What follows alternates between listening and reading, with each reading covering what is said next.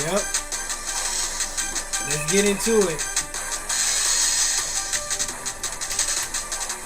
We got this situation that, you know what? I'm not even gonna talk about it yet. Let's just watch the video, see what they're talking about, and then I will kind of discuss how I feel about it, because I know for a fact that I used to do this when I was little. I know I used to do it. So let's just get into that right there. You know what I'm saying? We do have a breaking news situation about the heartbreaking tragedy on I-75 in Genesee County. A young father was killed last week. And that's the thing about it too. I am a father. When someone threw a rock onto the car that he was riding in. The Genesee County prosecutor and sheriff just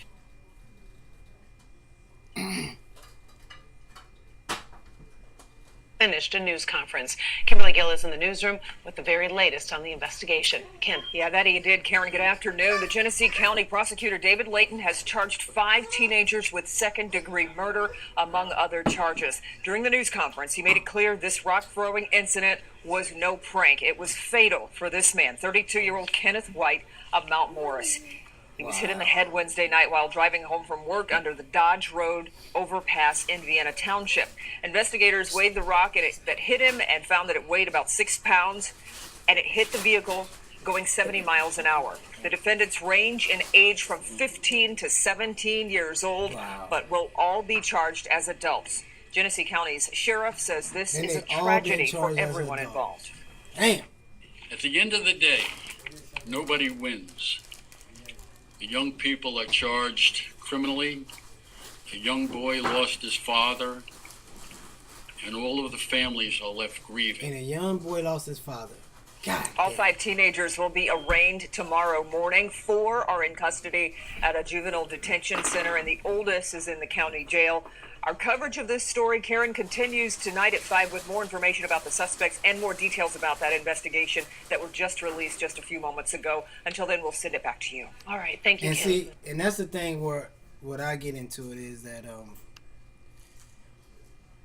that I am a father, and if a situation like that happened where I can come home, I was dead, and now my son or my kids have to suffer with that, I understand that. Damn, that's terrible. And then I remember, and God bless my cousin Michael Shoemaker because he's not here anymore, but I remember where I was from in the town we used to do that on a regular basis. I don't think I was 15 or 17. I think we was more 8 and 9. But we used to sit on top of this old abandoned house. We used to put oil like on the road, like about 30 feet up. So when we hit the car and a car tries to stop and hit us, the car is gonna, slide. So not only was we hitting cars with rocks, we would put oil 30 feet up. So once they hit the brakes, to come back and see who did it, or if they seen us do it, they're gonna slide for a while off the road, and that gives us enough time to run through the neighborhood and get back home. So, wow, North Richmond. So it's like, wow. And now, I remember doing that and it was just for fun. But imagine them kids that did that, their life is over. They're about to get charged. They're about to get charged as an adult and for murder. So they probably won't get home at least until they 40, 50 years old. So their whole life is over off of one incident. And like I always tell my son, the world is crazy because you can do one thing on an instant moment, your life will be over. That one decision can end your life completely. That's why you have to really be careful what you do when you're driving, when you're having fun, when you're going out and you're drinking. Please, man, I'm talking to you young guys, man. You guys gotta really be careful, because I don't know if it's because of the world change, because we used to get away with that type of stuff. We used to hit people with hit cars all the time and run. That was fun to us. But now look, they hit somebody with a rock and the person died. So I just think it's change and stuff is more serious, and you just can't do stuff like that anymore. You have to think about everything you do. And I don't know if that's a good way to put it, for this video, but I'm just saying, man. The thing that's why this gets to me so much is because I remember doing that. I can remember us. I'm gonna say it again. Standing on an abandoned building, abandoned house.